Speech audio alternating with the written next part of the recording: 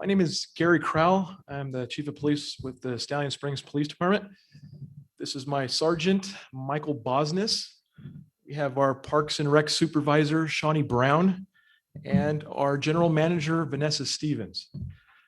Thank you for coming out, community, for a very important educational event. I hope everyone gets something out of this. Just wanted to also add that we are giving out free helmets as well. All we ask is that a waiver be signed prior to you receiving one. That's just something that the lawyers look at. But again, there's no catch. They are free to charge. And I would like to thank all of our local businesses, our police department, and you, the community, that actually helped us purchase those on behalf of our community. So for all those who did help, thank you. Something that I would like to continue to do because it is very important. So today we're going to go over things such as vandalism and juvenile delinquency that has had a very large increase in our community over the last several months. And as we get geared towards the summer months, generally crime goes up in general, but certainly because children don't have much to do, especially in our community where we're in a rural area, generally they're going to get into some bad things on occasion. So it's gonna be a kind of an eye-opening experience. Some kind of housekeeping, I guess you would say. If anyone has to use the restrooms are gonna be on your left-hand side. If you have to leave and go out, please go out the back door, not to the front door, just because it can be a little bit loud and noisy. And we're going to give the information, just be respectful to presenters, but it's essential. It's very important that we get your feedback, we get your information, because this is not a police issue right now. Well, it kind of is. This is a community issue. More importantly, it's a parent issue. And we are really at a turning point in our community. If we don't change some of the behavior, we're going to be the communities that a lot of you move to this community to get away from. And as a resident and as your police chief, I mean, I'm very passionate and I'm very sad to see some of the things that are going on. And honestly, I'm scared. And I want to share that to you. My goal is to educate you and for this community to really wrap your hands around trying to guide these children that sometimes may not even have guidance. So this is a community thing, not a law enforcement issue. And that's really coming from the CSD standpoint as well, is we really do have the best intentions for the kids. And we are going to explain some of the tactics that we have used, which have been controversial, but also explain the reasons why. So again, hopefully it's an eye-opening experience for you. Again, please hold on to your questions until the end. And a special thing, if you are willing to join up for Neighborhood Watch, again, we've kind of been a hiatus for a while due to the pandemic. We would like you to join our meetings. We will continue to have some type of virtual and in-person things because it actually has been very successful. We've had a lot of buy-in from the community. So with that, I'll go ahead and start. So generally, this is geared towards juveniles in the range of 8 to 18. And we've definitely seen some things such as arson, drug abuse, alcohol abuse, specifically vaping, curfew violations, littering, foul language, bullying and hate speech, and more importantly, quality of life issues, which also include kids not wearing bike helmets, kids in the middle of the road, not actually watching where they're going into the road. So there's also some handouts for some laws that you may or may not be aware of. If you like, they're up here at the front desk here. Some of these things have changed. Unfortunately, in the state of California, I'm saying this very kindly, they don't make things easy. Things such as tobacco use, which gave law enforcement a lot of authority, is kind of been taken away from us, which includes vape pens. And we'll kind of go into that as well. But again, we want to find where the source of this negative behaviors coming from, and then we need your help. So just to share some statistics with you, as of January 1st of 2020 to the 1st of this month, 2021, we had 4 critical missing juveniles at risk. We had 1 juvenile who actually stole a vehicle, a firearm, and a large amount of money, and was actually able to drive himself all the way to Fresno. We kind of used a public alert system because we felt it was a hazard not only to that juvenile who did not have very good experience driving, but more importantly, you and the community at large, because we did not know where he was going to be located. We were very fortunate where this juvenile was located safely. But with the other 3, 3 of the 4 were actually suicidal. So we're not even going into missing juveniles. This is only the critical ones. Now, with that statistic, it's like a 300-400% increase. We can blame it on the pandemic. We can blame it on a lot of things, but it's a fact and figure that we have to be concerned with. We've had 18 vandalism calls. 1 resident had their tires slashed, their house egged, and their vehicle egged, and a rock thrown at the car, causing a large dent, causing approximately $1,900 worth of damage. We've also had several graffiti, which is generally was kind of something you would see every now and then. Now we're seeing fairly frequently. We also had a bus stop that the general manager and the staff worked really hard and tirelessly to get, almost at no cost, that was broken. So there was a $500 glass partition that some juveniles threw a rock through. And there's also another case where we had 9 kids actually in front of this community center that were just trying to play, and there was 2 juveniles. And again, we're not singling anyone out, and I've actually have a picture that their faces are blurred out. They decided that they were going to destroy the disabled placard out in front of the building by completely snapping it at the base. None of those juveniles who actually were there never said anything, never did anything. It took Jason to my left, who's the magic behind the scenes here. I apologize for not introducing you. He had hours of review of violations throughout the district and brought this to our attention. But I'll go ahead and show you a picture for those virtual. As you can tell, there's several juveniles there, and 1 juvenile literally hanging off of the sign. So again, you can feel free to look at it at some point, but this was 1 incident. There was, I think, 3 incidents within 3 days. We also had a bathroom vandalized with graffiti, as well as a door kicked in by 2 juveniles that caused a significant amount of damage. So the total vandalism for all of those 18 cases, and again, this is only cases that we are aware of that has been reported to the police department. It's $8,483.47, which is on average $471 worth of damage per incident. Again, we can make the argument that, yeah, it's really not that much. It's not that many total. We're only looking at a couple of incidents a year. But when we've never really seen this volume and this short amount of time, it is very concerning, especially when we factor in per capita. We've had roughly 47 crime reports, roughly thefts, burglaries, sex investigations, weapons, and drugs. Again, that averages out roughly to 2.5 a month. And maybe to the detriment of the police department, but generally we try to act on behalf of the parent and the juvenile, where we are looking at other remedies rather than getting the juveniles into the criminal justice system. Where if you were in a larger city, you do something bad, you're just another person. You're gonna get sent to juvenile hall, or you're gonna go somewhere else. So, for instance, this sign that was damaged and the doors that were vandalized, like I indicated, we decided to handle it. And at the grace of the community service district, they decided to handle this civilly rather than having it go through the criminal justice system and having to be on probation and those type of things.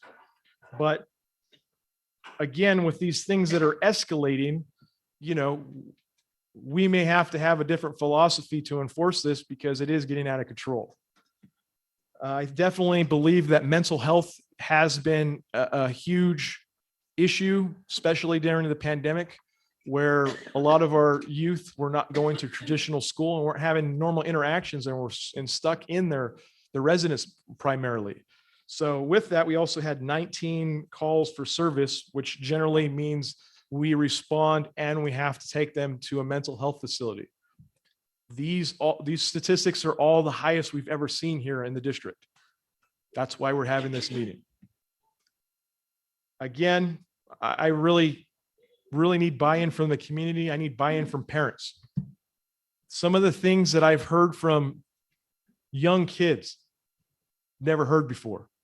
We had an 8-year-old that tried to take their own life.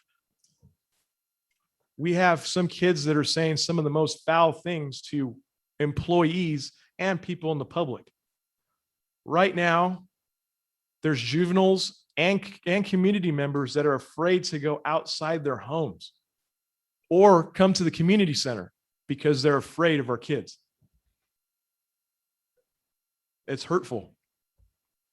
It's impactful. What can we do? One of the things that is definitely increased is vaping.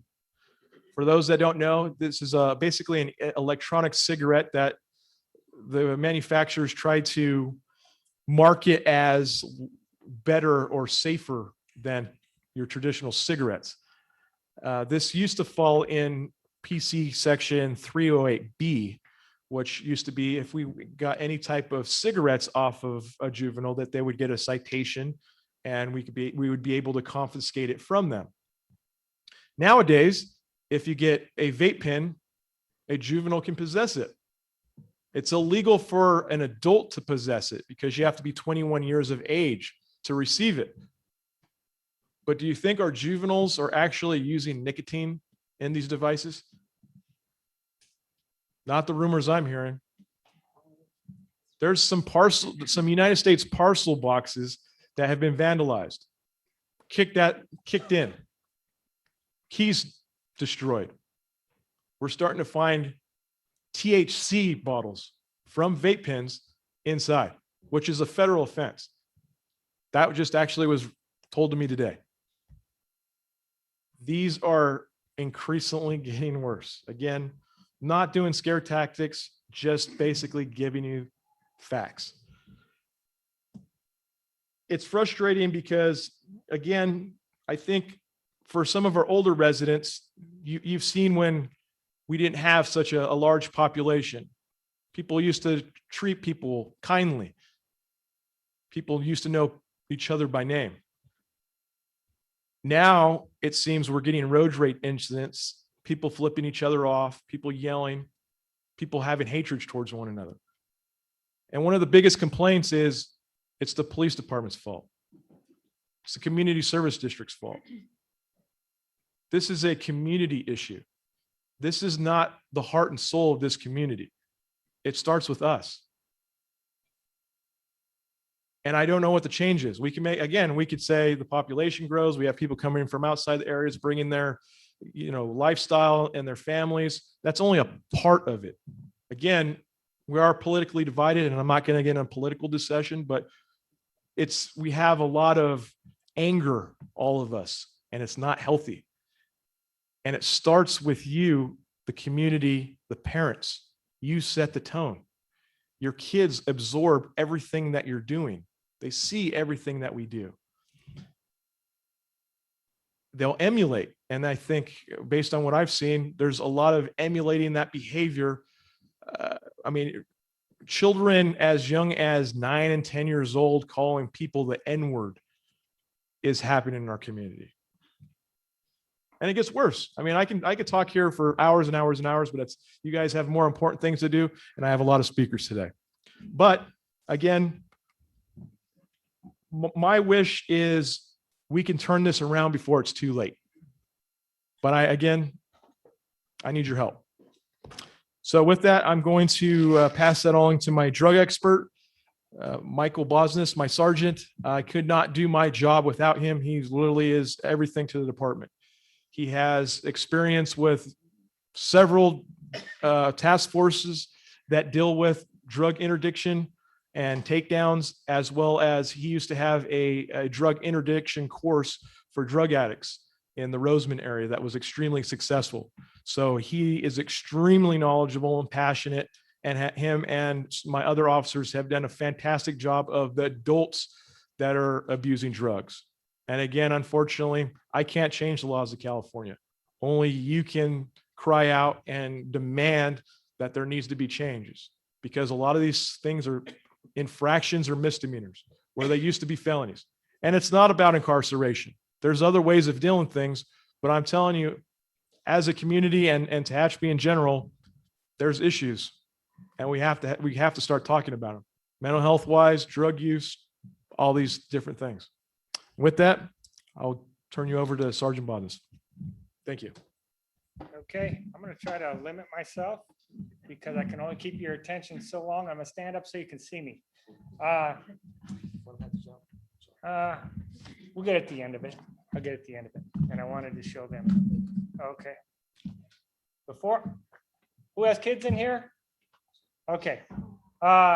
Before you see this, before you look at that flyer, someone give me a hand what they think the #1 drug is that's affecting kids right now. Go. Vaping. Marijuana. Yeah. Xanax. Okay. I get a lot of people give me different ones. I guarantee there's a guy in the back. He used to work on my task force back there for the sheriff's department. A guy back there. He would know what it is. Now it has changed. Marijuana is obviously the gateway drug. It's the start. But right now, it used to be meth. People are going to say, "Oh, it's meth," because we got even a ton of tweakers in Tehachapi. Not so many here. We get rid of them when they get here. But it's fentanyl.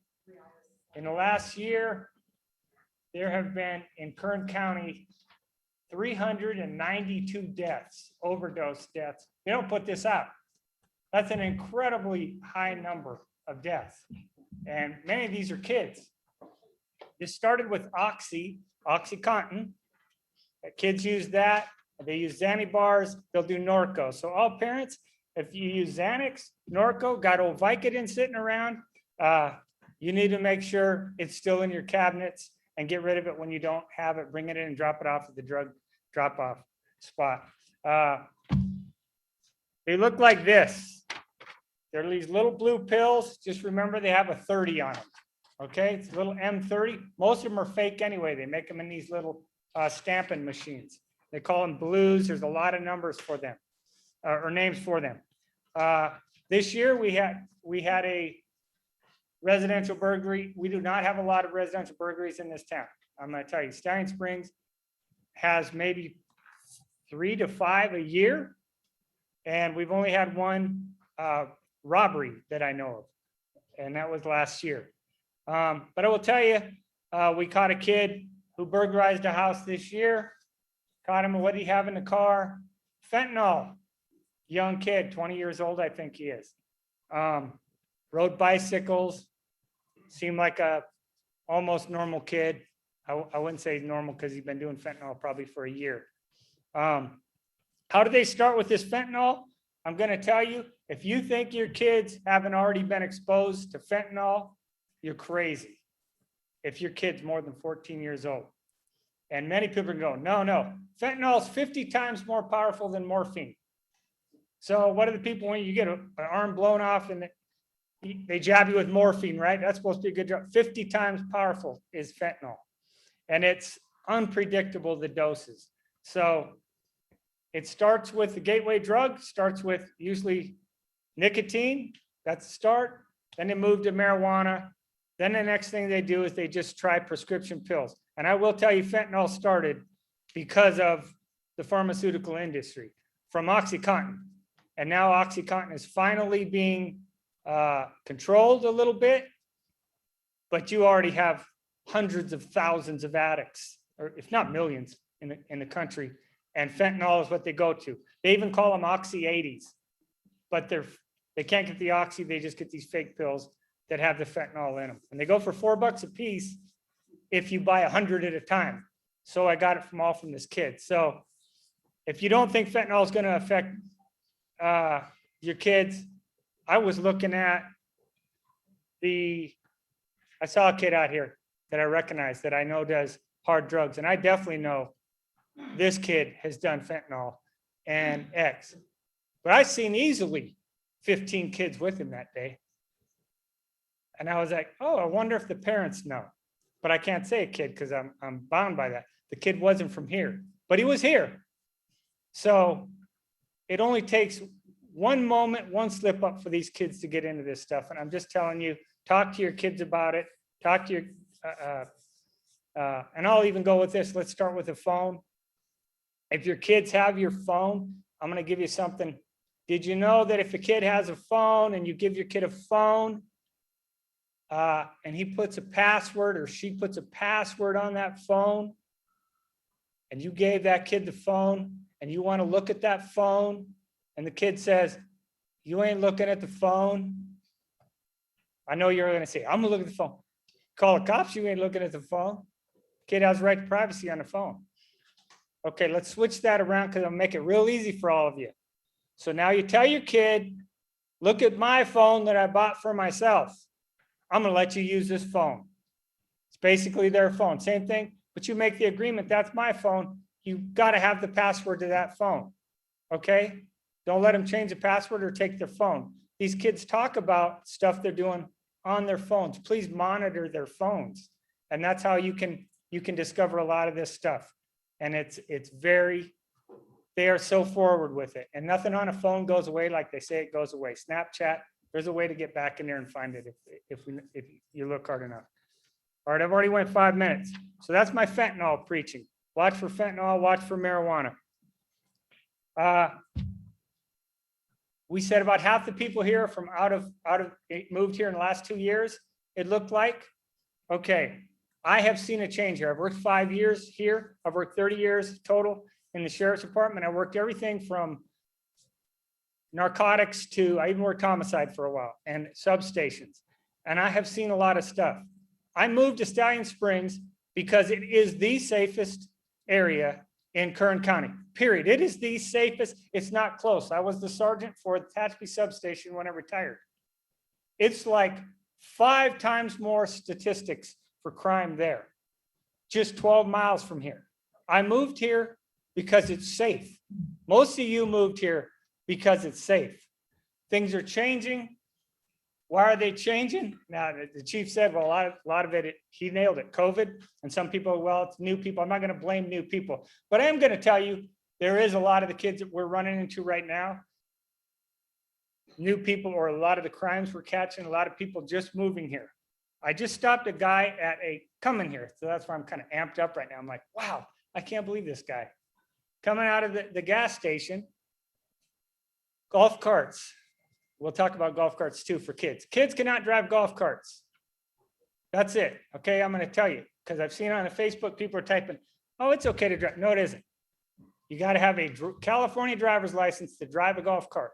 That's it. Now, it has to be within 2 miles. There has to be an active golf course also. Okay, there's a golf course. It's bought. But if you don't have a driver's license, they can't drive the golf cart. Kids will be kids. Now, they can be kids, but there's cars doing 35 miles an hour and 25 miles an hour. I'm sorry. This isn't Mayberry. Okay, this guy had a 5 or 6-year-old kid driving his cart as he's sitting next to him. And I do know this person just moved here. And I pulled up and I said, sir, no, you cannot have him driving that cart. You're pulling out of the gas station onto a 25 mile an hour. He's like, I was like, oh my gosh, do I have to write you a ticket? A 5-year-old write you for having your 5? Because I guess what I could do? I could tow your car. I could tow your golf cart because there's an unlicensed driver driving it. Would I do that? No, common sense, right? I want to use common sense. Problem is, we're trying to teach everybody here to use common sense. he shouldn't have a 5-year-old driving a golf cart, even if he's next to him down a 25-mile-an-hour street. So I just want to handle that with the golf cart things because it always pops up. We have tried to be, I know the chief knows that, it's a pet peeve of chiefs too right now because of people call in. We didn't start just enforcing this. It's because people call in and go, wow, these kids are cruising down the street on these golf carts and it's not safe. And now they got golf carts with people sitting on the back of them, the chairs on back of them. And if you have a golf cart, one other thing off the thing, in the penal code, they can't be on a 35-mile-an-hour street, okay? Stallion Springs is 35. Kind of take them out when you go to the store to the 25. Is it all right if we talk about that, chief? Just common sense stuff. But take them out where it's 25. They can't be on a 35, okay? Okay, some things that also are going on. The bicycle helmets, the chief's talking about that. From my perspective, man, come on, I worked homicide, drugs, all those things. It's hard for me to pull up to a kid on a bicycle helmet and tell him put his helmet on. And then, because most kids, when I grew up, if you told me to put my bicycle helmet on, a cop, I'm going to put a bicycle helmet on the next time. Now they're like, wow, I literally, a lot of the kids in this area have been warned 10 times. I said I was going to give 2, and I'm like, hey, kid, come on, man, I'm going to give 2. But chief came up with a great idea and got helmets for them. Now, there's no excuse not to have a helmet.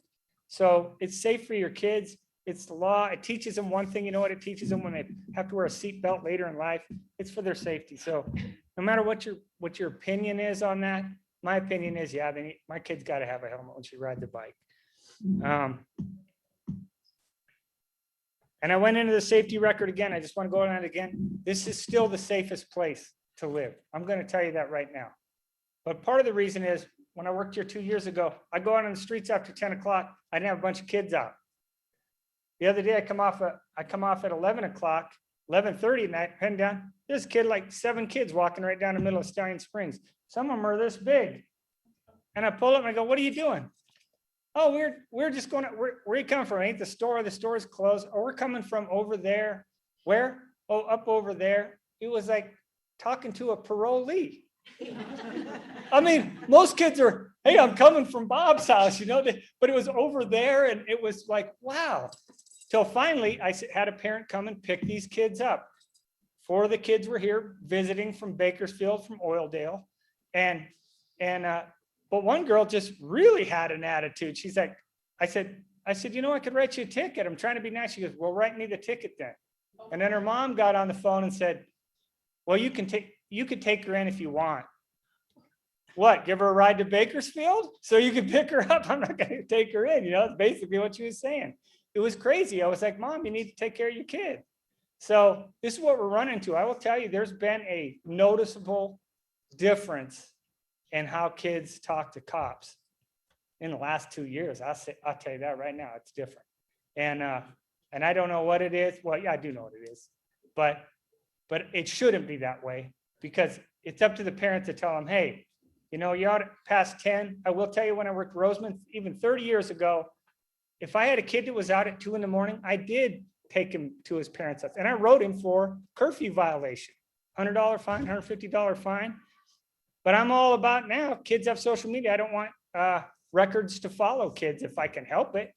You know what I mean? So I'm a dad. I try to be good to the kids too, but keep your kids in after they can't be out after 10. That's a Kern County ordinance. Another ordinance is the vaping. Say we have a bunch of vaping or marijuana going on. I know that probably shocked you what the chief said, because when I heard him say that, wow. But what he said was true. There have been people who've called in who said they're actually afraid to go over to the community center because of some of the kids. If you saw what was going on in the middle of the day, you wouldn't actually say, you would actually go, wow. The one where the kid knocks the sign down, he's just pulling and yanking on that thing. And here's all the other kids. They're just riding their bikes around and watching him. They're not paying attention. They're watching this kid do this. This is like 4 p.m. Finally, they knocked the whole thing down over here, knocked the handicap sign down. So it was unbelievable. So then they shut down the front of the community center. And finally, we heard something. Everyone's like, well, why are you shutting the community center down? Why would you think we're doing it? this is for the kids who are playing safely. We're not going to have people vandalizing and they're going to, there's going to be some consequences. The same day that happened, someone spray painted and markered up the bathrooms at Horse Thief. And it looked like a lot of the same kids that I saw that morning. Funny thing is, I went to work that morning, drove on to Stallion Springs and saw the group of 15 kids headed down the street with one kid. And I said, called the other guys, I said, we're going to have problems because of one kid, and all these kids are following. And guess what? Later that shift, sign gets knocked down. Who's in the picture? Yeah. And he wasn't the kid that knocked the sign down though. Okay. So what I'm saying is, be careful who your kids are hanging out with. Talk to these kids, talk to their parents. I wasn't allowed to go anywhere. Man, I sound like an old man, but my parents knew whose house I was in when I was a kid normally, especially if I guess more if it was a stayover or something, but they knew who I was hanging out with. And, okay. So truancy, the other thing that we may start enforcing, we haven't had to yet, is a social host violation. This is only for parents who allowed, if we're going to have a house where parents allow their kids constantly, we haven't had this yet. So I'm just talking what could happen and how we will address it. But if we start having a house where kids are constantly hanging out, smoking marijuana, drinking, parties, stuff like that, we can go to that house and the parents of the house are who received the citation and a social host violation. I mean, they're allowing this to happen. So there are things we can do for that. And I'll plan on that. We'll probably be doing some of that. And one more thing. How do you think the nicotine thing, when the chief said this, he said, when the kids, it used to be Penal Code 308, when a kid had cigarettes, if you're under 18, it was illegal to possess nicotine. So we could write them a citation, but we didn't necessarily have to do that, because when you go to a parents and go, your kid got caught with cigarettes, it's a violation of this. Write them a ticket if the parents don't care then. I mean, if they're not going to fix the kid, we'll give them the money, they can get a ticket. That law went out of the books during the last marijuana initiative. That was just hooked onto it. So when you voted to legalize marijuana in California, that actually voided 308 for the kids not to possess, made it, they could now possess,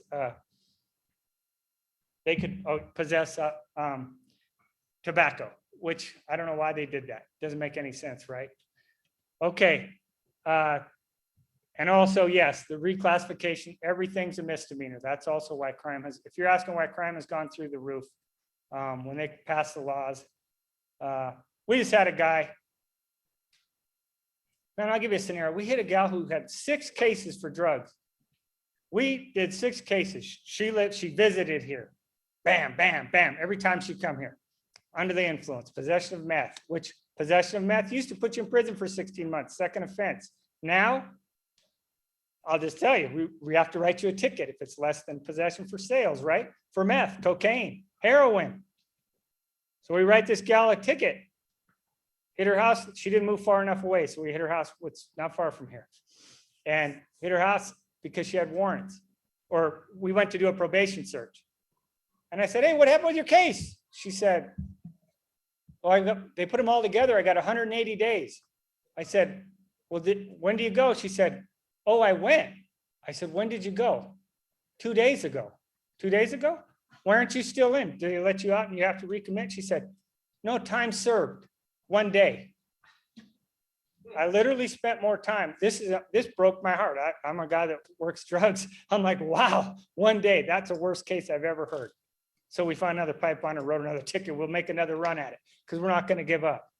And we'll just call the district attorney and say something has to change. So what I'm saying is, with these less classification, with the less consequence that the government is giving now, man, it really is putting stuff on the home for your kids. Some of these kids are talking back because they know, I guess because they know I won't take them, right? So I'm at my wit's end too, but I don't want to be a guy that is here to police kids. Does that make sense? But it's getting to the point. They're doing vandalisms. They're doing crazy stuff. I will say this also. We watched, the chief just pulled up some of this stuff. There's cameras all over, and saw a whole bunch of kids, and local kids too, who are vaping and doing stuff. So if you want to ask me about it, if someone knows me, to walk up and ask me, one-on-one away from someone, say, was my kid involved in it? Ask me away from it, and I'll let you in on it.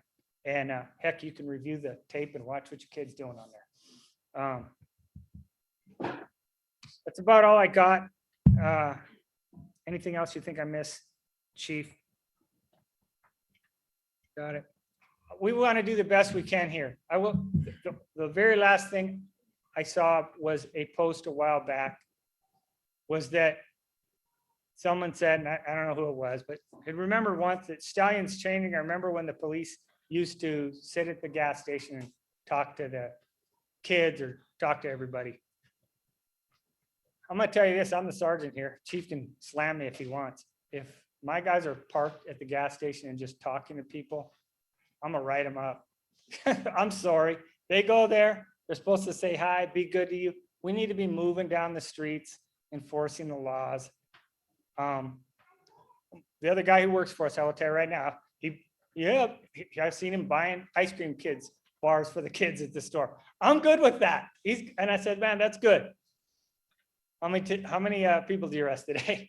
But I like that he did that. So I do want to say that we're friends. We got to be approachable. And I love the kids here, even the kids that get in trouble, they usually still like the cops here. And that's why it's hard for me to write a helmet ticket, whatever. But if I've warned you 10 times and the chief's telling me that, I'm going to write it. And I'm just going to say it's on you. Now they got free helmets. So should I ask for any questions for me before I go? Can I? Just wait till then. Okay. If you're okay. Okay, yeah. You wanna go? What, I'm on calls. Go ahead. So again, we're going to deviate from what I originally said, because we're going to have him go back into the field. Does anyone have any questions for Sergeant Bosman specifically about some of the things that he went over? Yes. I don't know if you're allowed to say this or not, but could you put a number? In my experience with dealing with children, you got 100, 5 of them are troublemakers, 5 of them aren't going to go anywhere. The 90 in between are going to go one way or the other. Is there a number of kids in the community, say 15, 30, 100, that are quote unquote more troublemakers? I wouldn't say, it's Donnie, right? Yes, sir. I wouldn't say, I can't really give a number like any community has exactly what you do. You do have exactly what you're saying. You have a few kids, just like grownups. There's a small segment of society that definitely commits a huge percentage of the crime, which is why there's more, because they're out. However, I will tell you what's a little disturbing on that exact point was when I saw the other kids roaming around, they were good kids too.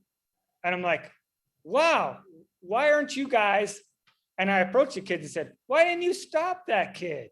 What are you doing? This is where you play. So that's my only real concern. We do realize it's not all the kids are bad by any means, but I am worried about the influence that they were afraid. And the kid that was doing this was not a big kid, and he's not a bad kid. But nobody stops you. I guess you keep going. You know what I mean? So that's what I'm concerned about, that nobody is stepping up and going, hey, don't do that. They're kind of following the leader the wrong way. So, sir. Is there a specific protocol for handling someone under the influence? Under the influence of what? Alcohol or drugs? Okay. Under the influence of drugs is still against the law. Under the influence of methamphetamine, heroin, cocaine, fentanyl. You see someone under the influence, we can come and take them to jail. Yes. Alcohol. Being drunk outside, being drunk inside your house, not a lot I can do. Okay, because that's what it is. Unless you have children in your home. If you have a severe alcoholic who is drinking around the kids, call me, call us. And I'll come down, we'll document it, being habitually drunk around kids. will show up and document. Eventually that becomes a child endangerment case. So if you have somebody you know that who has a drug problem, this kid that did that burglary is looking at prison time. Didn't steal much. I gotta tell you, even me, it's hard for me because I believe in consequences so much. I always believe in consequences. Jail. I taught a rehab. And I can tell you, the guy that taught it with me said, Mike, the only reason I stopped, because you put me in prison for 6 years. And I didn't want to go back. And we had 100 people go through that program. They would only stay clean just for a little bit of a time. It broke my heart in the end, that thing. But back to that, if you do know someone who has a problem, go to the front desk, get a hold of me. Teen Challenge, I got connections in Teen Challenge, some rehabs. Man, if I get anyone in Teen Challenge, if you've got someone you know who's using meth, fentanyl, any of that, if they go to Teen Challenge, it's a full year-long program. It's free in Kern County. It's one of the only counties where it's free. It's multi-$1,000s to attend this thing. It's year-long. But the donations in Kern County, it's free. And it works, 86% success rate, year-long. So if you know someone who's struggling with drugs, we're not necessarily there to put them in jail. Like this kid, it's just on my mind right now, thinking about that kid while I was walking over. Actually, I was thinking about the fentanyl case. Do I want that kid to do 3 years in prison? I don't. He did a burglary though, and it pretty much carries that. But I think I would like to see him go into a full year treatment and get better instead of incarceration. So I'd read it. I'm actually going to go talk to the DA on that. I haven't told my chief yet that he might throw me down on that one, but I was thinking about on sentencing going, hey, tell him I'll speak up for the kid that I'd rather see him go into a rehab as part of his sentencing. I wanted to touch on what Donnie said really quick. You know, in all the years that I've worked over here with Parks and Rec, we've always had, you know, a group of older kids. Yeah, they do bad stuff. We've had a group of preteens, young kids, but what we have right now are 9 to 13-year-olds that are attracted to these older kids, and they are doing what these older kids are doing. I mean, I had a 9-year-old tell me to F off. I've had kids throw stuff in my face and skateboard right around me. You don't have control over me. My dad pays taxes. I can be here. I can do what I want. So I've never experienced that, especially at such a young age. And I know that they're showing off for these older kids. And Shawnee has had a lot of one-on-one with them. And the younger ones are great on their own. But the minute they see one of the older ones come around, they're just, oof, they go over there or they show off for them. And that's what's scary. The amount of courage that they have at their age is terrifying, honestly. Imagine when you're 17. Right. So you need to be careful and pay attention to who your kids are hanging out with. Okay.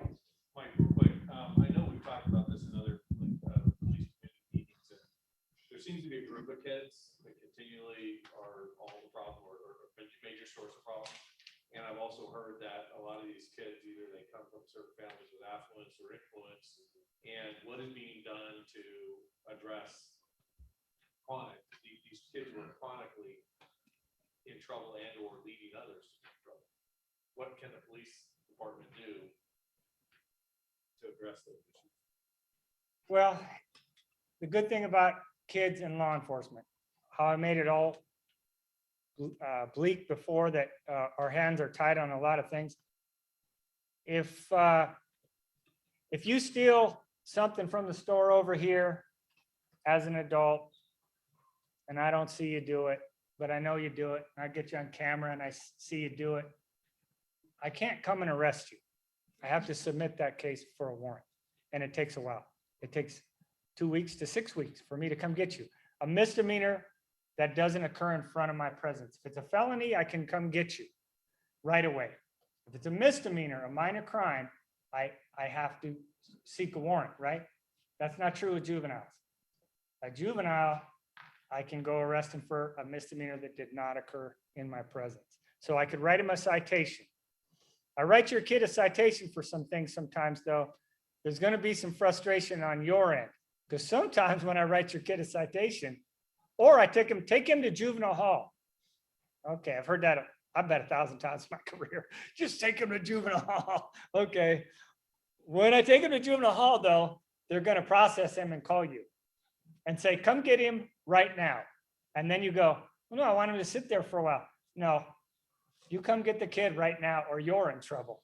And that's kind of how it works because they don't have a big facility, although they've got a little bigger one now, but it can be a little frustrating. Now, problem kid, if we have a problem kid, now we can take care of it.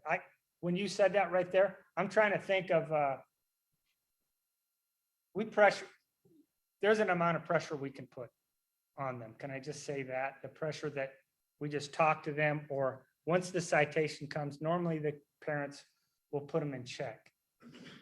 But with that, a question like that, it's like, it almost, I don't know how I could say it. It's what you expect from me, but I don't want to be the guy that says, well, I can't do a whole lot. I can do quite a bit, but I have to, when I book them in there, they just kick them right out right away. So, but if we identify a problem kid, if I could find out who does a vandalism, I catch someone spray painting or marking stuff up in here, they're probably going to get a citation in there. The kid who did the pole thing, I won't say who it is, but he's so young that no, not going to do that when they're a certain age, when they're very, very young, you know what I mean? The parents can handle it. And I'll talk to the parents and go, we're going to handle, when I just look at a parent who absolutely knows, I'm like, they're going to handle this. So you get it. So if it's a kid where the parents aren't handling it, though, we're going to do whatever we can do to get them to juvenile hall. Yes. Is there anything else that either we can put together as community members or that already exists, such as a mentor program for these kids where people in the community can volunteer, like a big brother, big sister sort of a thing, or even opening up the gym and allowing people in the community to volunteer to do, like my husband can do a basketball camp or like pickup games with these kids, figure out what they like. You know, Maybe, skateboard clinics. talk to Vanessa, but if you don't know, they already have judo, right? Judo classes, or not right now, but because of COVID, but they did have that for the kids to Yeah, come get in. to know the kids, know what their interests are, invite them to have a relationship with an older male if there isn't a father in the home. Do these exist? Is it something we can do as a community? I'm just thinking at the root of the problem, you know? You know, I certainly think, again, this is why we're having this meeting, is we're kind of brainstorming what these issues are. We, much to what people have put on social media, we have a police activities league that's been on hiatus because there was reasons being, and those reasons have been corrected. I desperately need to start and see if we could rejuvenate this. There is huge obstacles that we have to overcome, but I need the community's help, because traditionally it's been up to basically a police officer's family to do everything. And honestly, I was the president for two or 3 years, and I got away with it because there was some conflicts with some individuals, but it wasn't fun for me. I was passionate. I had all these great ideas, and it wasn't about me. It's like, I want to do these things, but then you hit a wall. But it's the community. It's not the police. I can't do everything. I don't have enough hands. I don't have enough eyes. I need your help. If you're interested, I would like to try to get that restarted again. But we have Department of Justice dues. We have hardly any funding. I mean, there's a lot of obstacles we can do. But again, talking with the CSD, I've had many, many conversations with Shawnee and with the general manager on, we can do more. Now with the pandemic, that really hurt us. Have no excuse on that. That hurt us. But moving forward, we can do a little bit more and have more events, because that is extremely important. So yes, to answer your question, I do believe as a community, we can do more. Truly believe that. I will say, we were so excited to, Johnny and I were excited to open the gym, open the pool, like, yes, we're gonna give these kids something to do. It is only Thursday and the staff that we have hired are exhausted from these kids. They're in here cussing, blasting their foul music, eating popcorn, throwing it on the ground right in front of my staff that just swept up. So, you know, this is where we need your help. And it's to the point where they are going to lose their privilege, because this community center was built for the community. It was not built for these disrespectful kids to trash the place. And we cannot sit by and watch it any longer. It's really disheartening. You know, you can warn a kid and he'll just turn around and laugh and throw his soda. I mean, it's pretty bad. And we opened the pool on Monday. So if that gives you any idea of how sad it has been, that's what we're dealing with. So. And not only that, I personally, and the general manager personally, again, the kids may or may not be involved in things, but there were certain people who were invited, parents, of kind of a hint is you may want to come to this meeting. And sadly, I only see a few. Again, like I've mentioned before, it starts with the family, the parents. I'm ecstatic that you're here, but where are those other parents? You think your kids aren't vaping? They are. You think you're doing sexual activity? They are. I've been told that kids today who have phones, they can get anything they want within 30 minutes. Here in Stallion Springs, anything. Well, that's right. By the way, we had an overdose for fentanyl 3 days ago in Stallion Springs. 2 people. And guess what? The next day, another one, same place though. So I'll call it 2 for 1, but they didn't die. I don't want to say 2 for 1 like that. I mean, 2 people, not 2 for 1. I was gonna give That you was ruthless right there. No, I meant that was only 2 people, not 3. But anyways, so it is here. The fentanyl's here. So at the church, every Tuesday, they have a youth hangout and there's a large presence of youth. And even a lot of the troubled youth have been coming because they're bored. They don't have anything to do. So they're like, oh, okay, free hangout, we're gonna go to the church.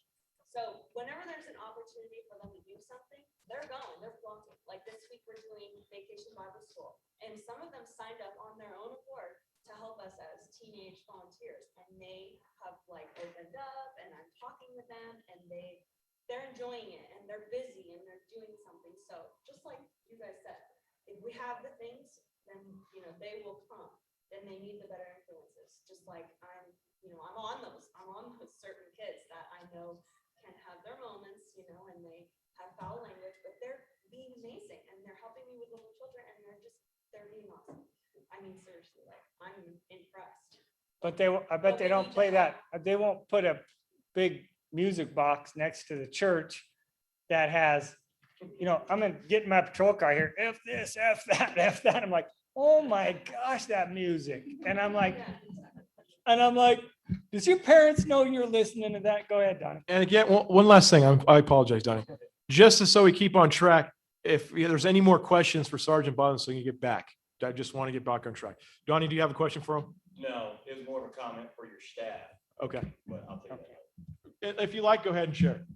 I was at the pool when they were playing that foul music, and that little girl that's in there, I don't know, she's like really tiny, snack bar. Man, she came out cracking that whip. She was like, turn that She's down. been very impressive, yes. Yeah, So she was quiet, awesome. I was but like, she- wow. she's There's like on it. 15 kids, and she's like, turn that down. They're like, why? She said, it's inappropriate. And I was like, good for her.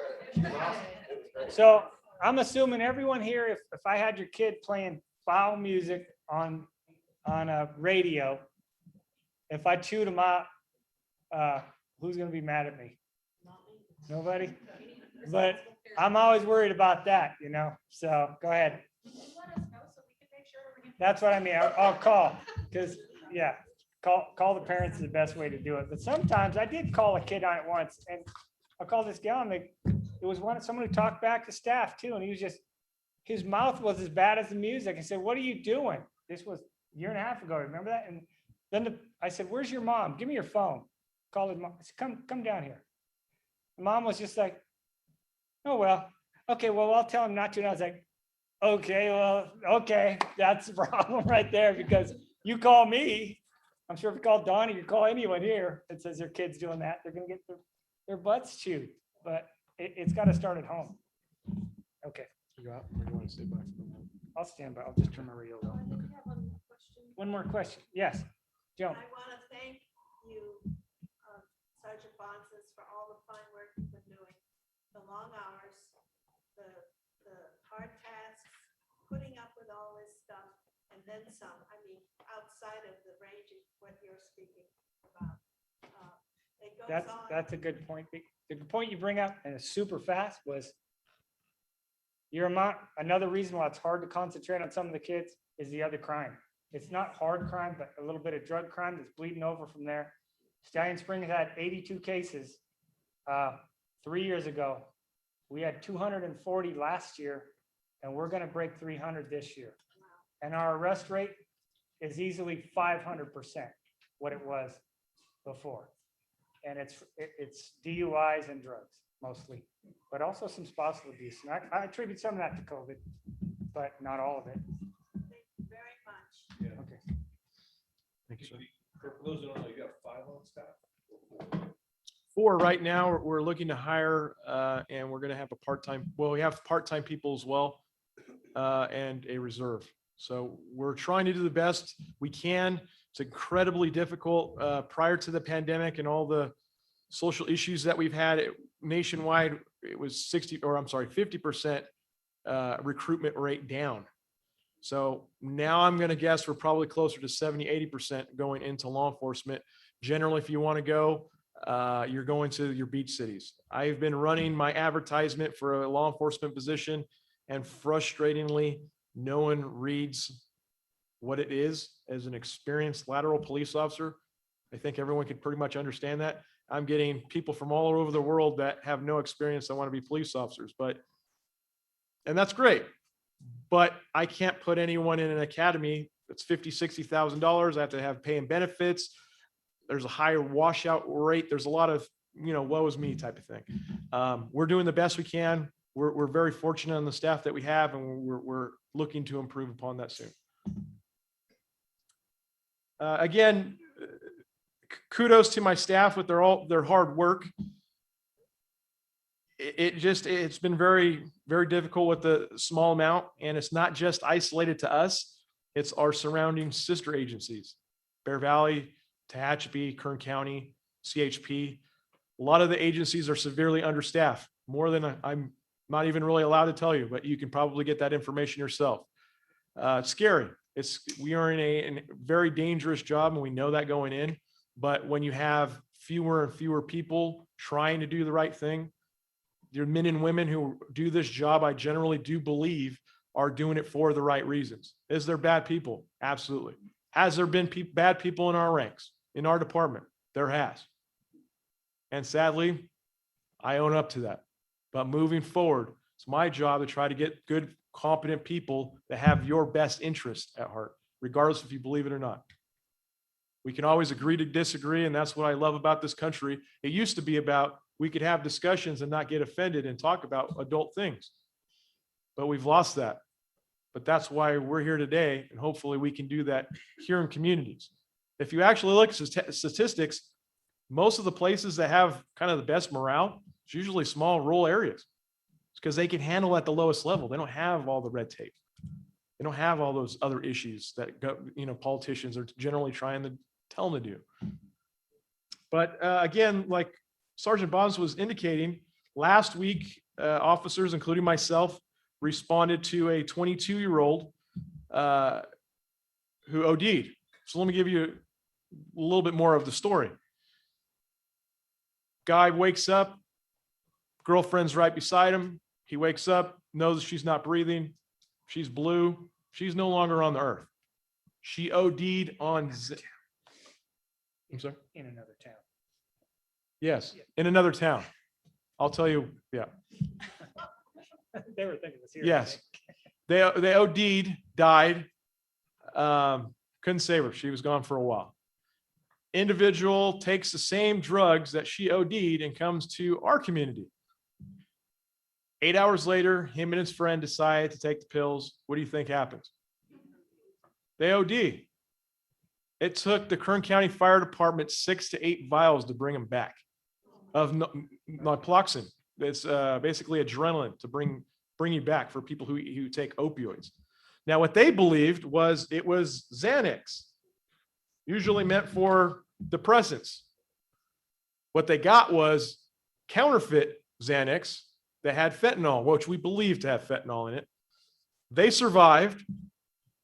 8 hours later, guy takes another pill, ODs a second time, actually survives. We had to do our whole thing. There's still some criminal things going on, but more importantly, I wanted to act on behalf of his mental health. This is in our backyards. This is an interagency investigation of where is this illicit drugs coming from, because more people will die. And some of those flyers that are floating around as far as how many people are ODing, I mean, again, we're kind of late in the party, if you will, as far as Kern County. This has been a problem in the South and on the East Coast for many, many years. And now it's starting to be in our own backyards, and it's here in Stallion. And to know that our kids, again, like I mentioned, can get this roughly within 30 minutes, all with social media or through text messaging, super scary. In 2010, we led, sadly, the state per capita for suicides. Horrible statistic. I went to every one.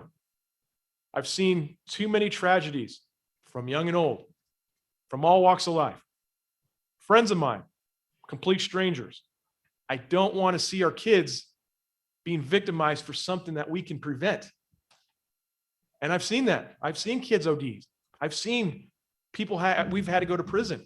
I mean, there's one case, I'm not proud to ask about it because, again, or talk about it. It's not about incarceration. But this individual, he lost his mother and sister in a head-on collision by a meth addict. Guy thought there were spiders crawling on him. Killed him. Not him, but killed his mother and sister. So what happens? He struggles through his life. He gets hooked on drugs. Guess what? He's on methamphetamine. He starts really getting arrested by every agency and every officer in this area, all the way probably to Roseman, maybe even Boron. So we have talks. He was a local. And we had the talks of, as a kid, you need to change your ways, because if you don't, you're going to go to prison or you're going to get killed or worse. So the people he used to run around, one of them got paralyzed. That kind of changed his life. Now he's a family man doing the right thing. And ultimately, the guy I'm talking about, we had to send him to prison multiple times because he just didn't get it. And it's sad. Because for me, as a human being, not as a police officer, and I still do it to this time, I guess I come off as a preacher of, you can change. Just because you made this decision doesn't make you a bad person. It's just made a bad decision. But if you don't change the course of your life, you're going to have a difficult life, number one, and it's altering the course of your life for a lot of job prospects or future life endeavors. So again, this is happening in your community. If you think your kids aren't vaping, like I said, ask me. Ask Sergeant Bosnis, and sadly, I'm probably going to tell you it's happening. So if you don't know what a vape pen looks like, there's many different things that they look like. So they look like pins generally, but they could look like a USB device. So if you look at something that looks suspicious, generally there's a tip where you put in their mouth. If something looks suspicious, it probably is. We've had some of these devices thrown at stop signs. I talked about mailboxes, parks, trash cans. I'm going to say, if you are taking a little bit more of an interest in your kids' lives, it's probably in the room. But it's up to you. Not only that, it's probably going to be THC with it as well. If you have any concerns, again, you are getting a higher level of services you're getting anywhere else. And you could argue with me on that. But if you have concerns about your kids and just want to have a talk and get educated, for anyone in there or any of your family, friends, or people who are out that aren't here today, myself or Sergeant Bonds will personally go and talk to him. Preferably him, because he has way more knowledge and experience on it. But that's a guarantee I'll give to you. Please take it. We want to save lives. Care about the kids in this community. That's why we called this meeting. I'm happy to see you all here, and I'm really proud of Gary for having this meeting, but we genuinely care, and we are very concerned. So really the only way to address this, and I'm opening it up for you, and I know I'm kind of going on and on, is we can become more aggressive as a police department, as far as zero tolerance, we go after them, we do what we have to do, which, like I said, is not what we want to do. But how, as a community, can we alter the course of their lives in a positive way? Again, open discussion for some of our faith-based groups as well. Mrs. Rodriguez mentioned that. That has been a positive thing. But I have also heard that a lot of times the only reason why they're going there is for food. And I'm okay with that. If you're going for food and you're getting off the streets and you're not doing bad things, heck, I'm going to start paying for pizzas. But again, community buy-in. So again, there's some vehicle code violations, penal code sections. Again, when kids are in the middle of the road, violation. Juvenile helmet law, it's been on the books since 1960. A lot of people will argue to the teeth to me about why their kids can't wear helmets. Again, we've had community meetings where I've asked you, do you want us to continue doing that? And the reason being is, number one, safety. Can't argue safety. Number two, it's the right thing to do. We don't have traditional streets. We don't have straight streets. We have a lot of blind curves. And because of the growth, you see the speeding that people are doing. That's our issue. Can't change that. But we have kids in the middle of the road, kids that are going across the street, not looking any direction. We're going to have a fatality. We're going to have someone get hurt or killed. I want to prevent that. That's why, you, the community, and my partners in the community, the business partners, are providing these free of charge. I want to continue doing that. That's why I love this community, is we're able to do that. But again, need your help. Curfew, 10 p.m., 5 a.m., cut and dry. Zero tolerance on that. We've had underage girls and boys having sexual intercourse at several locations. Don't want to have kids having kids. Enough said. Possession of tobacco products, again, you're generally going after the adults who are providing that. An adult that's providing it to the kids, we want to know. Marijuana possession, it is illegal. Again, it's basically an infraction. You get a citation, sadly. Again, what are we, because of the things that we voted for, or for the people we put in office, what are we telling our kids? This is acceptable. And again, we all have our own beliefs on marijuana usage, but the statistics say, if you want to look it up for yourself, shows that if kids are using marijuana at an early age, it changes the mind, the brain. We can go into possession of a controlled substance, methamphetamine, and possession of a controlled substance, cocaine, heroin. Sexting, another big thing. Do you know that if you're underage, just say you're a 14 and a 14-year-old, they're flirtatious and they're sending pictures, nude photos of themselves, that's a felony. You could be a sex offender for the rest of your life. Another important thing to talk to your kids, because I guarantee, based on the videos and the things I've heard, generally there's going to be a lot of that going on. Look at your kids' phones, internet searches, have those conversations. I can go on and on. Mostly sexual related things. Mailbox vandalism, again, it's a United States Postal Service crime. We're still investigating some of those things right now, but if you're tampering with a mailbox, you're looking for a possible $250,000 fine or a $5,000 fine for each offense. I will now pass it down the line to Shawnee Brown and Vanessa for anything they want to add, and then we'll go into questions, okay?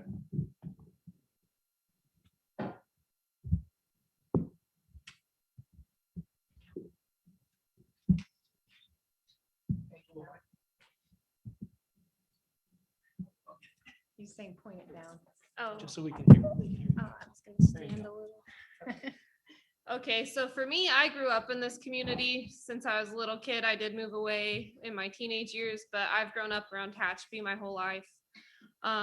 With everyone being new, like for me, I couldn't do these kinds of things because even if my parents weren't around, there was a lot of adults that would always hold me accountable for my actions.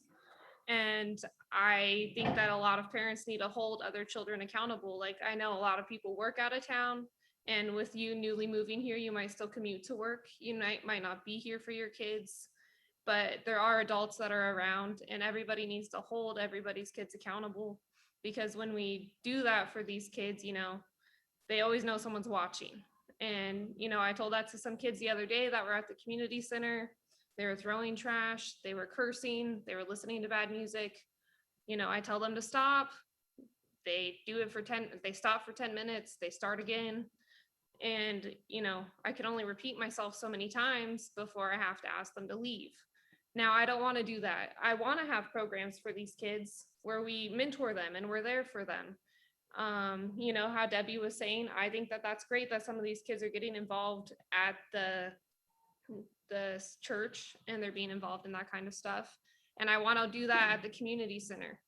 My biggest problem, especially with this group of kids, is that other kids don't want to come because these kids are bullying them. And I don't know really how to address that. The group mentality is really a problem with these kids. And like Donnie said, it is, the older kids influencing the younger kids. When the younger kids are by themselves, they're very great. They're polite. They obey the rules, but we kind of need, as a community, everybody being a part of it. We don't have a lot of staff this year. It's hard to get these teenagers to work now. I remember I was really excited to get my first job. There's not as many kids that are like that. So we need parent volunteers. There's moms from my craft nights that are willing to volunteer and bring their kids, but there's not a huge group of volunteers like there was when I was a kid. I knew all the adults in the community. I knew the police officers. I've known Gary since I was a little kid. And I don't think these kids are as familiar with adults as I used to be. And I do think that that's a problem. I would love to hear your guys' ideas. I might be the Parks and Rec manager, but I don't know what your kids want so much. I don't have kids of my own yet. I don't know their interests as much. And I don't have enough help really to hold all these programs. The third week of July, the week after VBS, I want to do a kids camp at the gym. If we get enough volunteers, we could involve all these kids. But, just last week before the gym was open, we had that group of kids here. We had a little girl and her grandma here. And the little girl was 4 years old and she was asking to leave because these kids wouldn't stop cussing after I had just talked to them. And, that's a problem when the other kids don't want to be around because there's one group of kids. And those are the kids that, they aren't getting positive attention. So they're seeking negative attention. And that's what they're receiving from a lot of people. But I don't know how to get them to get that positive attention when they're scaring off the other kids. So, what I'm having them do right now, there's like a participant behavior contract that we're having them sign, whether they're in the gym, hanging out on the pavilion, or at the pool. And I don't want to kick these kids out. I want them to be around adults. I want them to be in a positive environment. But, there's these 11 rules. I'm having them read each rule and initial next to each rule that they've read it. And part of that is so we could inform their parents. We don't have a lot of these kids' names. A lot of them are new to the community. So, we can't just call their parents like we used to be able to. Everybody knew my mom growing up. And if I did anything wrong or my sister did, people called her. So this is a way, PD could get the parents' information for us, or we could talk to the parents.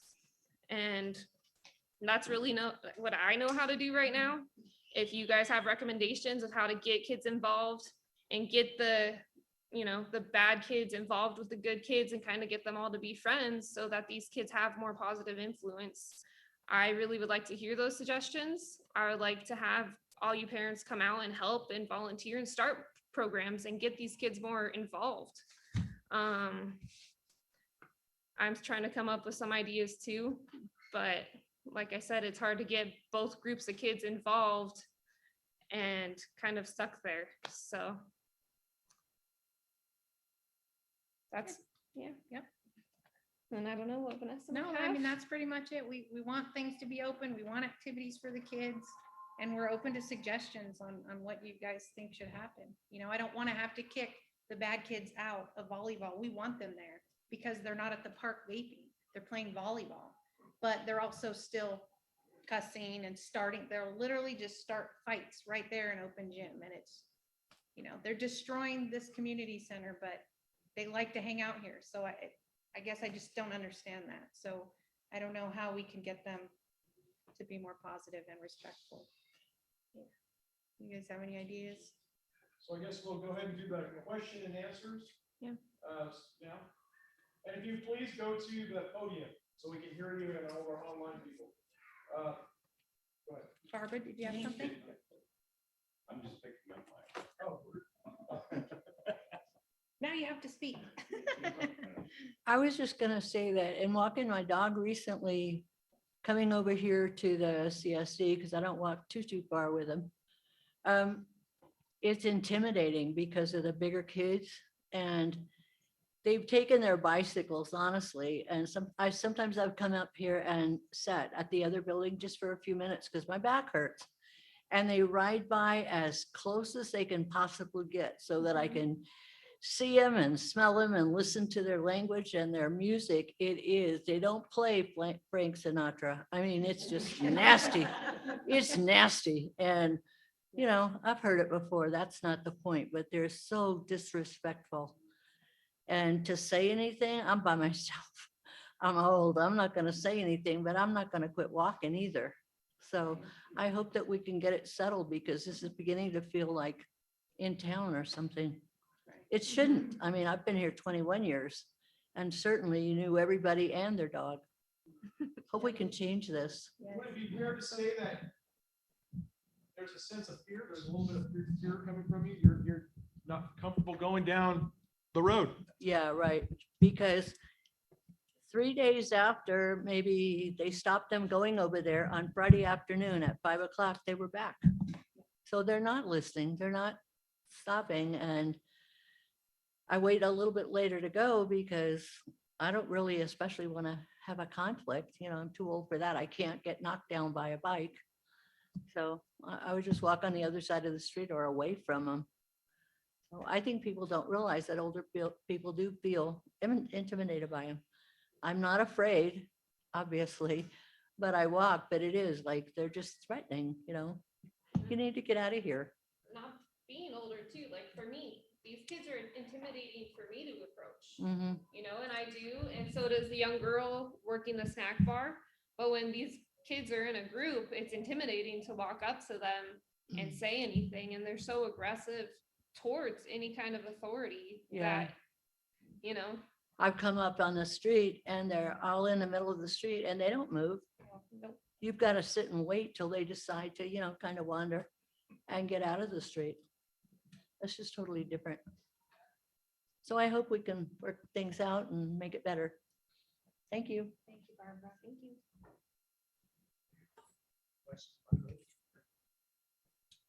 I was hoping you could give us some insight as to those kids that came up and pistol whipped the elderly couple.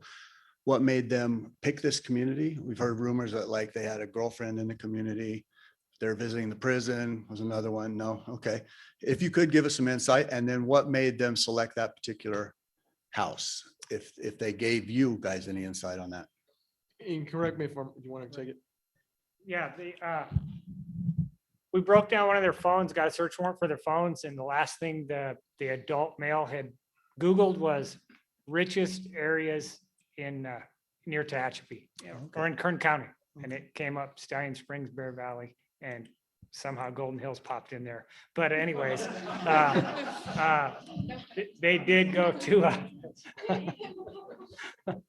okay. Anyways, so that's how we figured they picked the adult male had been to this community before. I had stopped him like 7 months before on a traffic stop, but I don't know what he was doing up here.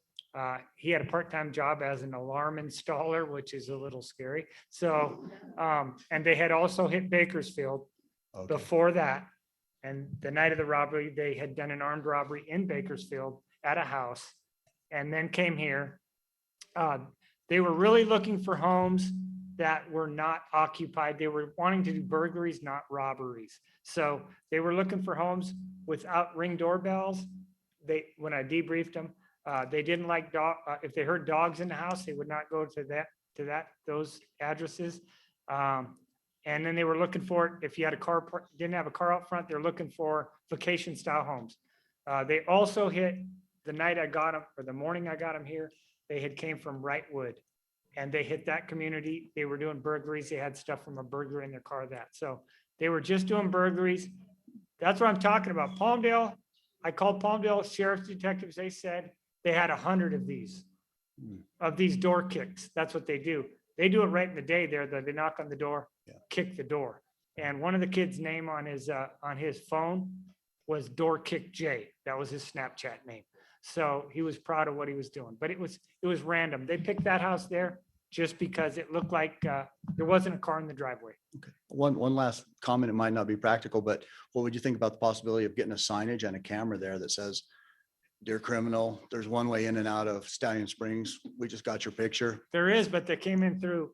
Oh, they did? No, Did they come the back way? They actually came in the back way. Yes, they left the other way. They came from Bakersfield because Google Maps shows it as a hard road. They came up in a Prius. Wow. So Okay. they came up the dirt road in that Prius. So, yeah.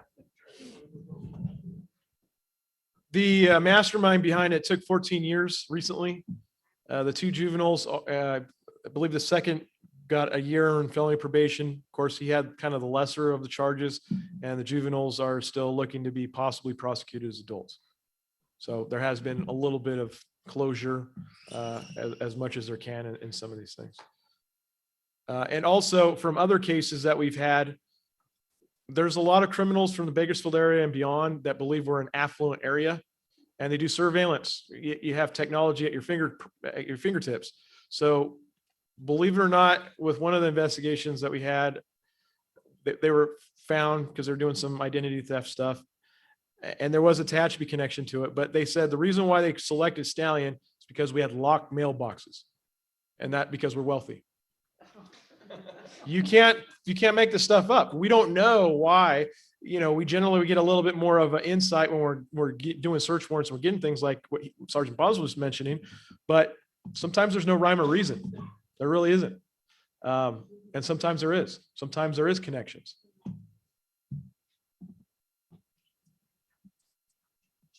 Any other questions? I just have a comment. Am I supposed to go up here? Yeah, absolutely, please. So, I made the comment earlier about possibly a mentor system or activities for kids.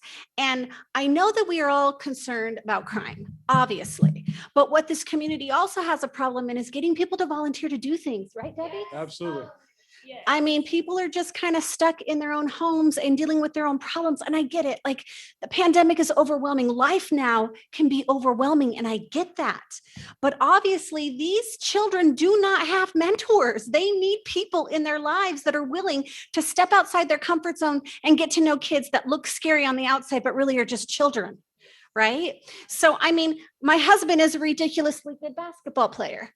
And he has skills and things that he can share with these kids if we can organize it right. I'm sure that there are dads and moms in here who are just soccer stars, right? Or baseball or skateboarding or BMX bikes. I mean, we're right by Woodward, right? But the only way that this is going to change is if we care enough to get out of our houses and do something to make our communities great, right? So we can talk all we want about what happens after the fact, like juvie, which is just a prison pipeline oftentimes, right? But if we can just stop the problem before it happens or go at the root of the source, which is that these kids just want to find something that makes them feel good about themselves, right? That's the only way it's going to change. It's definitely hard to get volunteers too. Like, even for the color run, we had the Tehachapi Queens and like 3 people. I had to force my husband to come volunteer with me on his day off. She was not excited about, and it's hard to get the word out. A lot of people aren't signed up for the bridge or don't know about our Facebook page. Sure. And I'm not really sure how to connect with the new people in the community, but I agree with you 100%. Volunteers and adults that are willing to be positive role models to the kids. Yeah, and again, yes, you're absolutely correct. A lot of the employees are actually utilizing their families. myself included, including their children, to do these type of things. But we can't do it alone. I mean, Shawnee, she's new. She's been with us, what, 6 months? Well, it was like a year and a half, but I had that COVID time off. So She's done great. No. I was out with COVID, so. That's right. You know. But Parks, yeah. she's done a fantastic job, and she's passionate about the community. She grew up here, so she has, again, a vested interest. But again, she's buying in because all we're trying to do is the right thing. But again, sometimes we're the brunt because we can't defend ourselves as we're the bad guys. And it's like, if you only saw the hard work that everyone in the CSD has done, you'd be shocked. But just take the time. But it's not about the CSD. It's about the community. It's all of us. We need to invest in everyone, us as adults, us as kids. We have to do something. You're absolutely correct. That's why we're having this meeting. But it doesn't stop of, Go ahead. I just want to hear that. We need to put something forward. Like, no pressure. All right. No, I just want to Nice say. robot dancing, by the way. Thank you. No, practice that in my head just on the way over here. But my name is Chris. We're new. My wife Nicole. You're absolutely right. We came out this way from the Antelope Valley because of wanting something better for our kids and to make that difference. And I want to say thank you to everything that you guys are doing. Thank you for advocating for that. I want to say, Chief, in the beginning, you made a lot of excuses for all of us, but really we need to take ownership as parents, as a community, to make that difference. COVID's an excuse. Time's an excuse. We're all parents. We made a choice to have kids. We should act like parents. We should take care of them, and we should figure out ways to not let this impact others, and to really, not to get about society, but I feel like that neighborly aspect, other places is falling apart. And something that's really appealing to Stallion Springs and what we learned about here is just how much that sense of community and neighbor and kind of love one another. I know, just being new here since January, I don't want to lose that. And I don't want to also impact anybody else, and whatever we can do to contribute to that. I hope others do the same thing. So I'm not really good at sports, not basketball. Tell you that, but not that I have a ton of time, but even during the summer, I used to teach swim team. I used to be a lifeguard back in the day. If there's other ways that we can get involved, I know we do Cub Scouts that we still are kind of tied to the Antelope Valley. I'm an Eagle Scout. Mark's an Eagle Scout. Whatever we can do to kind of help. Sorry to put you on the spot, Mark, but I sold them on the plate. he did. He really did. But it's great out here and really nice to meet everybody. And thank you. Hey, we're gonna get a sign-up sheet going around right now for volunteers so that we can all get information like yours about who we want to help. Awesome. Thank you. Chief, I just wanted to ask, can you talk a little bit more about Neighborhood Watch and the community police volunteering and stuff like that you had mentioned at the beginning of the meeting? And where it may be going or starting up or. So yes, my disclaimer is I'm going to be very brutally honest, so you can say the horrible things after the meeting. There have been a lot of people who've put their heart and soul into Neighborhood Watch, and there are some other people who are part of Neighborhood Watch that are putting a bad taste in the community's mouth because they're saying inappropriate things. So for instance, if I start portraying myself differently in the community, or I start acting like a questionable character, you're going to be like, what's wrong with him? Right? A little bit different. I'm a police officer. I'm a police chief. But if you're representing yourself as Neighborhood Watch, you're representative by proxy of the police department. I shouldn't have to hear about you cussing or saying horrible things online to other people. So honestly, when we were having these little meetings like Jason has set up and the graciousness of the CSD, it's because I was trying to take a little bit of that control away from some few members. So it is important to get involved in our community. It is not part where you go and spit off misinformation and hatred in the community, because I don't have any control over Neighborhood Watch. That's you, the community, but you have to police your own. So I encourage you to do that, but those people who are not doing the right thing, and everyone, probably some of those people who are aware, please have those talks of maybe you don't want to be part of Neighborhood Watch, or you can be part of Neighborhood Watch, but you don't have to be a leader. Does that make sense? I know that seems kind of harsh, but I'm being brutally honest. Again, this is about the adult conversations. I want people to do the right thing in this community.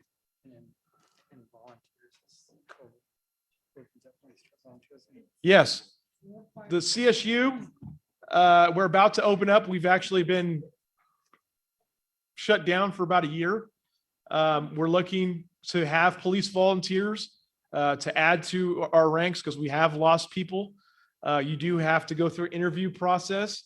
You do also have to do like a preliminary background, so don't let that sway you from not doing it. But again, you're kind of the go-between for the community and the police department. We've had a lot of success with our volunteers. They do a lot of vacation house checks, and some people who don't want to approach us, the guys who have all these crazy things on their uniforms, do approach our volunteers of, oh, well, if you guys are included, it must not be that bad. And you know, it's been extremely successful. So if you're interested, we have applications.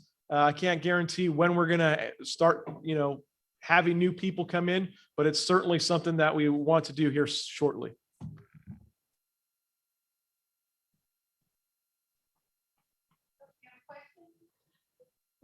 Yes, kind of. And can I just, well, my current intimidation, but I promise I can be loud. So he grew up here, we lived up here, we moved back to Bakersfield, and we just really missed it, so we came back. I want my son to be able to be like I was as a kid and be outside till dark and not have to worry.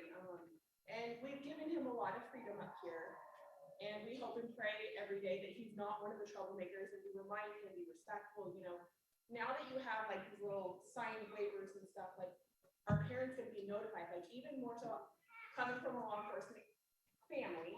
I know it's not your job to parent our kids, but if you reminded my kids 3 times to put a helmet on, feel free, call me. I'll make sure that helmet's on. Like if my son is part of the group or doing anything, I'll give you his picture. Like I will address it. I assure you, you know. So it's just, I feel like my kid hangs out with a lot of kids, and I've talked to other parents and no one else has said like, oh, well, you know, I was informed of my kids, you know, like nothing. And I hear stuff from the kids.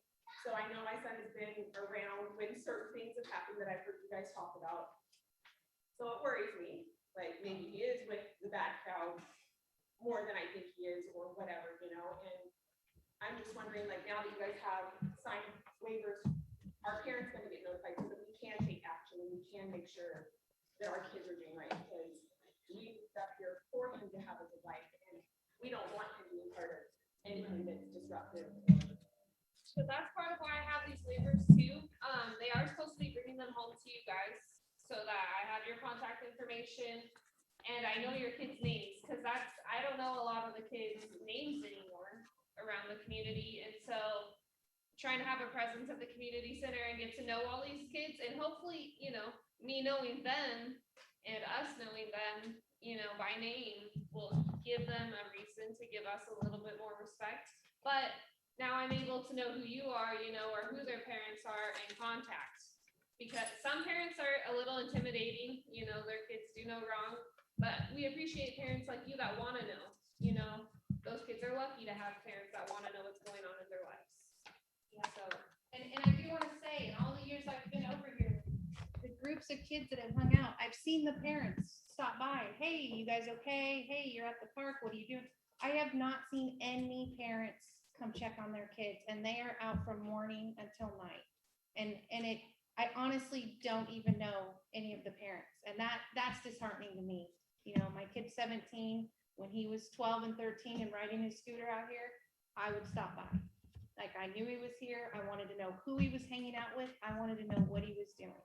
And there were times that he didn't see me, but you have to check on your kids. You have to, I feel like these kids don't feel like their parents care, and they say it all the time. Well, my mom doesn't care, because I'll say, well, I'm going to call your mom. She doesn't care. He's out all day long. And that is sad to me. And that's why we have to step in, and that's why we want this center to be available. We want our kids to feel care, like that we care. So we appreciate you reminding him to be respectful. That says a lot to him as well, that you care. You keep trying to make it up here. Sorry.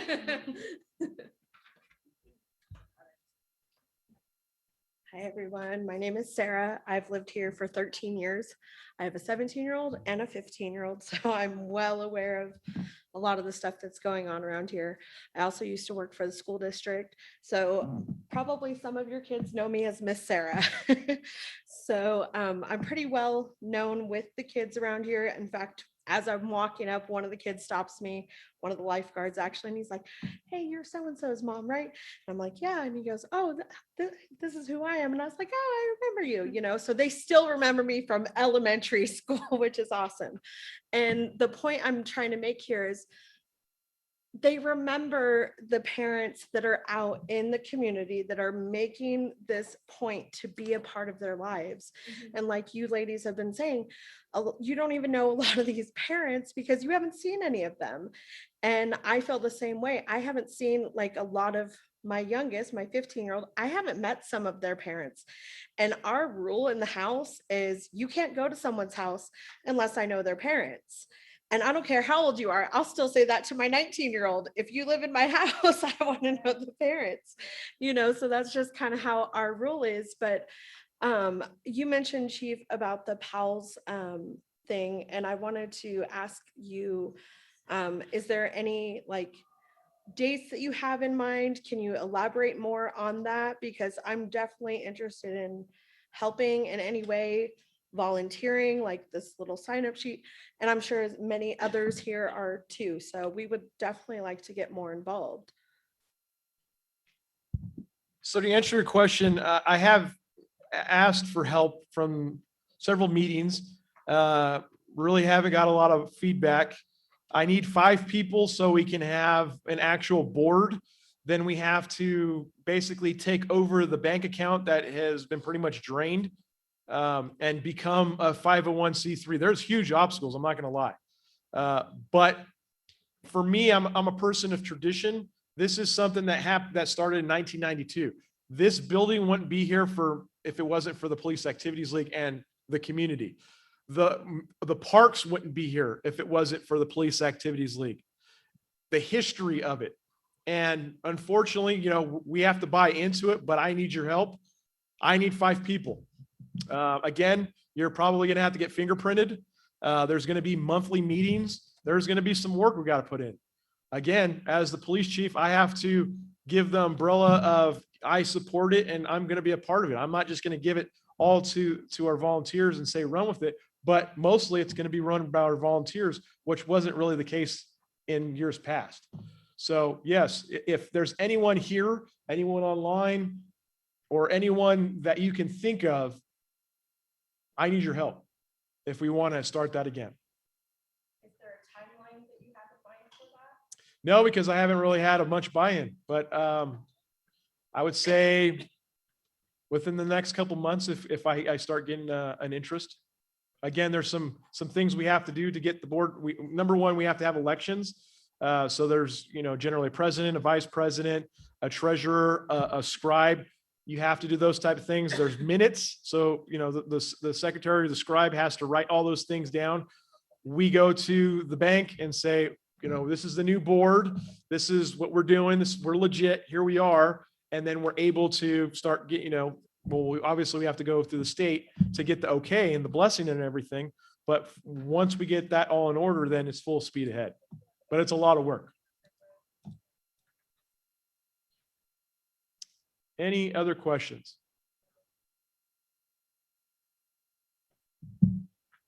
Yes, sir. Appreciate what you guys do. It's a tough job, each and every one of you.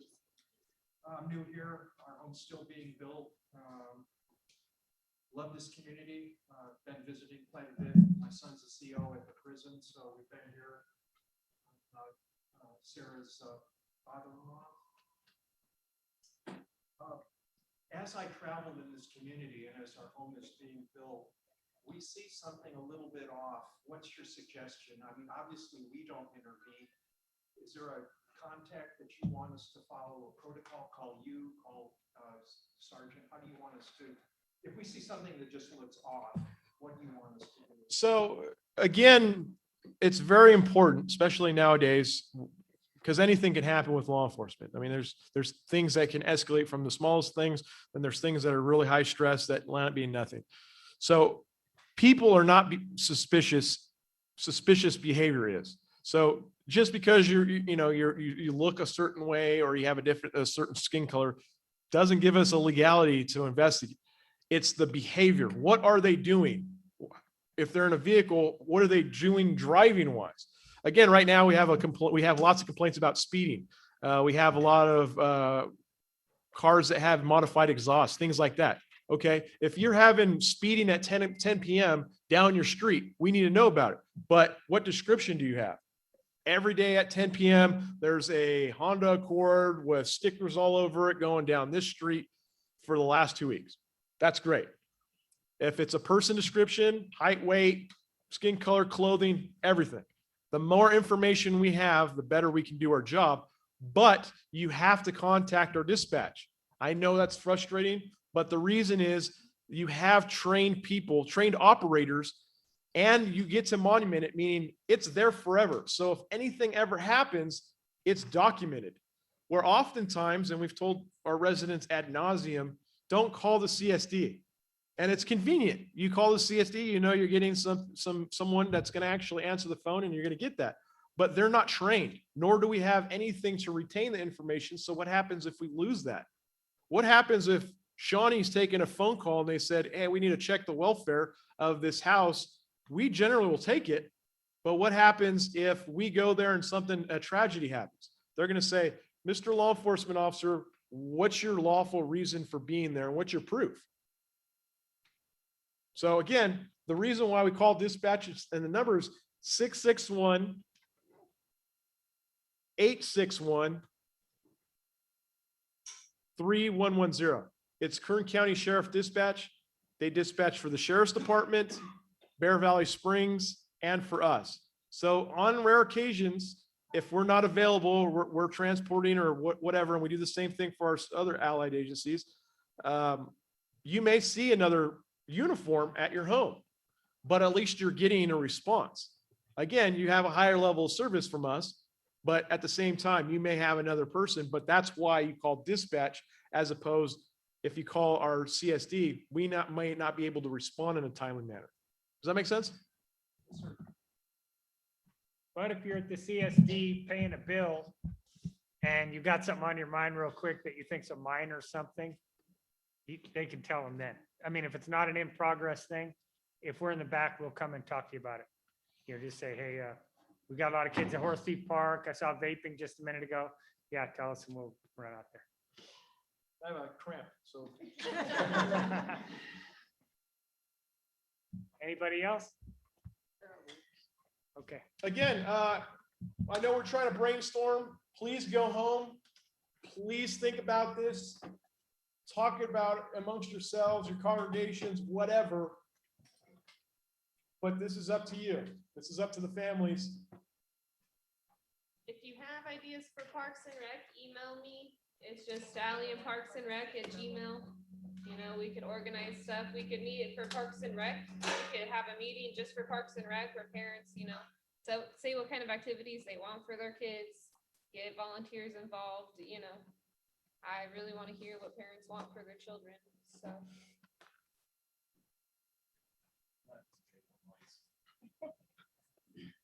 So if my wife's overselling me, but if I wanted to run like a basketball camp for the kids, do I email you? And we're like, hey, this, and I don't want to bring up a whole nother subject here, but people like to sue. So if I am doing something for the community, am I liable? Does that make sense? Like if I'm running a camp under your umbrella? Okay. So I would just email you. As long as we sign waivers and things like that, right? Yes. Perfect. Thank you for bringing that up, sir.